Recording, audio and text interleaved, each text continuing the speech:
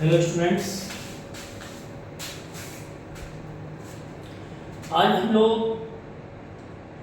Circular motion करते हुए particle का टोटल एक्सीलरेशन कितना होता है ये कैलकुलेट करना सीखेंगे, है ना। सपोज कर लीजिए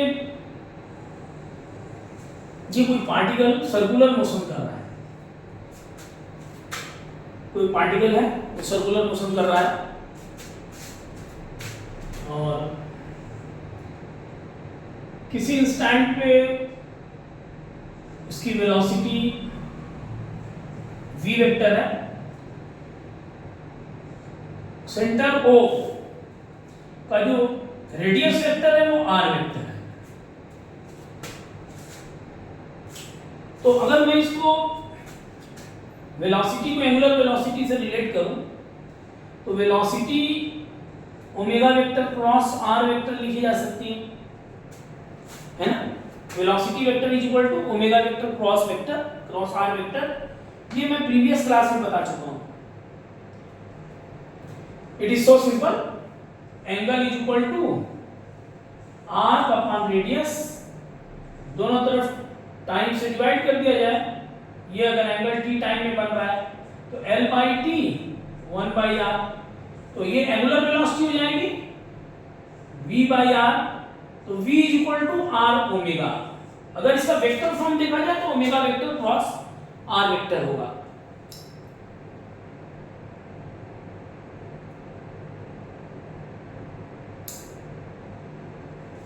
अगर मैं इस इक्वेशन को देखूं तो ये वेलोसिटी है, सर्कुलर पाथ पे चलते हुए पार्टिकल की वेलोसिटी है।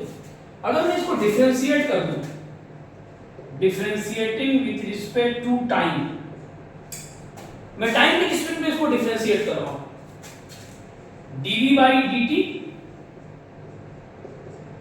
अब देखिए दोनों वेरिएबल हैं, रेडियस वेक्टर भी वेरी कर रहा है और एंगुलर वेलोसिटी भी वेरी कर रही है। क्योंकि दोनों वेरी कर रहे हैं इसलिए यूवी मेथड से इसका डिफरेंशिएशन किया जाएगा। फर्स्ट इनटू सेकंड का डिफरेंशिएशन प्लस सेकंड को मैं छोड़ दूंगा, फर्स्ट का डिफरेंशिएशन कर दूंगा, यूवी मेथड। आप देख सकते हैं dr बाई dt एक्चुअल में पार्टिकल की इंस्टैंटेनियस वेलोसिटी आप बोल सकते हैं। dr बाई dt को इंस्टैंटेनियस वेलोसिटी बोल सकते हैं पार्टिकल की आप, because dr is the displacement of the particle. dr क्या है? पार्टिकल का डिस्प्लेसमेंट है। इसको आप कैसे समझ सकते हैं कि रेडियस वेक्टर चेंज हो रहा है जिसकी वजह से डिस्प्लेसमेंट जनरेट हो रहा है। रेडियस वेक्टर के चेंज होने की वजह से डिस्प्लेसमेंट जनरेट होगा। जैसे मान लीजिए ये किसी इंस्टेंट पे r1 है रेडियस वेक्टर, फिर ये रेडियस वेक्टर चेंज होकर r2 वेक्टर हो गया, तो एक्चुअल में डिस्प्लेसमेंट वेक्टर यही तो हुआ। ये डिस्प्लेसमेंट वेक्टर है जो आप देख रहे हैं, ये डिस्प्लेसमेंट वेक्टर है। तो अगर मैं आपसे कहूं कि इस डिस्प्लेसमेंट वेक्टर को डेल्टा r वेक्टर मान लिया जाए, ये जो डिस्प्लेसमेंट वेक्टर है इसको मैं डेल्टा r वेक्टर मान रहा हूं, तो आप क्या लिख सकते हैं इसको triangular method of vector addition से, r1 vector plus delta r vector is equal to r2 vector. तो basically delta r vector is equal to r2 vector minus r1 vector. तो रेडियस वेक्टर का डिफरेंस एक्चुअल में displacement vector आ रहा है, तो it is the differential change in radius vector. तो इसका मतलब है ये पार्टिकल का डिस्प्लेसमेंट है डिवाइडेड बाय टाइम इंटरवल, यानी ये पार्टिकल की वेलोसिटी है, सर्कुलर मोशन करते हुए पार्टिकल की इंस्टैंटेनियस वेलोसिटी है। ओके, और ये एंगुलर वेलोसिटी चेंज हो रही है किस रेट से, वो है rate of change of angular velocity.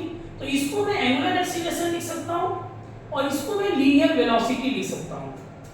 thus this equation can be written as net acceleration is equal to omega vector cross V vector plus alpha vector cross R vector. आप देख रहे हैं एक्चुअली में जो total acceleration है वो दो acceleration का सम हो रहा है, वेक्टर सम हो रहा है। ये एक एक्सीलरेशन है जिसको omega vector cross V vector से आप देख रहे हैं, और दूसरा एक्सीलरेशन ये है जिसको alpha vector cross R vector से आप देख रहे हैं। अब ये कौन सा एक्सीलरेशन है और ये कौन सा एक्सीलरेशन है, इसको जानने की कोशिश करते हैं।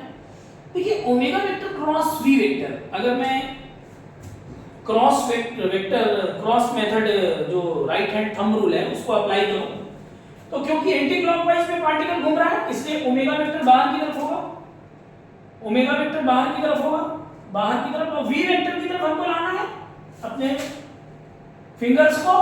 तो ओमेगा वेक्टर ये ओमेगा वेक्टर हो गया हमारा और ये वी वेक्टर। तो omega cross V vector, omega cross V vector हमारा थंब किधर जा रहा है, सेंटर की तरफ, यानी ये सेंट्रीपिटल एक्सीलरेशन है। बेसिकली ये जो आप देख रहे हैं वो AC है, AC centripetal acceleration. Similarly alpha angular acceleration की होगा, चेंज इन एंगुलर वेलोसिटी की डायरेक्शन में, और अगर पार्टिकल इस तरीके से सर्कुलेट कर रहा है, रिवॉल्व कर रहा, तो चेंज इन एंगुलर वेलोसिटी बाहर की तरफ होगी। तो change in angular velocity cross R vector करना है, तो आर वेक्टर हमको फिंगर को ऐसे रखना पड़ेगा। Alpha vector cross R vector, ये टेंजेंट की डायरेक्शन में जा रहा है, यानी this is the tangential acceleration. तो ये सेंट्रीपिटल एक्सीलरेशन है और ये टेंजेंशियल एक्सीलरेशन है, यानी किसी सर्कुलर मोशन करते हुए पार्टिकल का, किसी सर्कुलर मोशन करते हुए पार्टिकल का टोटल एक्सीलरेशन क्या होगा, centripetal acceleration plus tangential acceleration. हम इनका मैग्नीट्यूड निकाल सकते हैं क्योंकि अभी AC वेक्टर हमारा आया है omega vector cross V vector, जैसा कि आप देख रहे हैं omega vector cross V vector. इसका मॉड निकालते हैं। चलिए mod of AC vector, mod of omega vector cross V vector, तो AC क्या हो जाएगा, मैग्नीट्यूड ओमेगा वेक्टर का मैग्नीट्यूड, ओमेगा वेलोसिटी वेक्टर का मैग्नीट्यूड V, और दोनों के बीच का एंगल क्या है, 90 डिग्री है। देखिए ओमेगा बाहर की तरफ था और वेलोसिटी ऐसे है, तो ओमेगा वेक्टर और V वेक्टर के बीच, ओमेगा और V के बीच का 90 डिग्री बन रहा है, तो ये sin 90 हो जाएगा। और डेफिनेट सी बात है यूनिट वेक्टर जो भी आएगा, जो डायरेक्शन आएगी यूनिट वेक्टर की, जो यूनिट वेक्टर का मैग्नीट्यूड होगा वो 1 होगा। Thus, the magnitude of centripetal acceleration is omega v। तो आप इसको लिख सकते हैं, आप चाहे तो यहां से देख सकते हैं v equal to R omega, तो ओमेगा को v बाई आर लिख सकते हैं। तो centripetal acceleration v by R into v square by R, this is the centripetal acceleration. ये आप जो देख रहे हैं ये सेंट्रीपिटल एक्सीलरेशन है। इसका दूसरा फॉर्म भी हो सकता है, अगर v को r ओमेगा रख दिया जाए तो centripetal acceleration r omega square से भी दिया जा सकता है, ठीक है ना। दूसरा एक्सीलरेशन है क्या, टेंजेंशियल एक्सीलरेशन AT। तो AT वेक्टर क्या है, alpha vector cross R vector, देख रहे हैं आप। इसका मैग्नीट्यूड लिखते हैं, AT क्या हो जाएगा, magnitude of alpha, magnitude of R vector alpha R sin 90 इसमें भी होगा, और यूनिट वेक्टर, तो AT alpha R R alpha, this is the tangential acceleration, this is the tangential acceleration. Are you getting my point? Okay, अब इस tangential और centripetal acceleration को मैं दिखाता हूं कि किस तरीके से सर्कुलर पाथ में हम इसको शो कर सकते हैं। सर्कल पे कैसे शो कर सकते हैं, आप AT को कभी कभी dv by dt भी लिखते हैं। टेंजेंशियल स्पीड अगर v हो तो dv by dt alpha r के बराबर हो सकता है। If v be the tangential velocity at any time, तो ये टेंजेंशियल एक्सीलरेशन ऐसे भी दिया जा सकता है at। अगर मैं इसको रिप्रेजेंट करना चाहूं किसी सर्कुलर पाथ पे, सर्कल पे अगर रिप्रेजेंट करना चाहूं,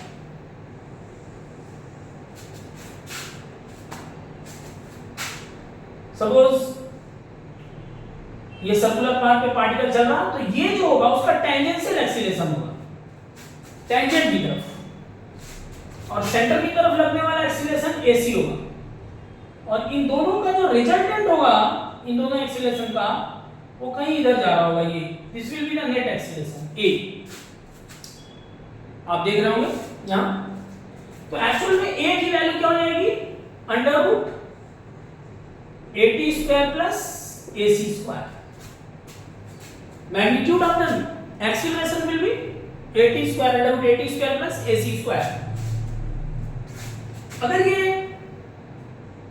टेंजेंशियल एक्सीलरेशन से नेट एक्सीलरेशन थीटा एंगल बना रहा है, तो आप tan थीटा क्या लिख सकते हैं, tan theta perpendicular upon base, यानी AC अपॉन AT।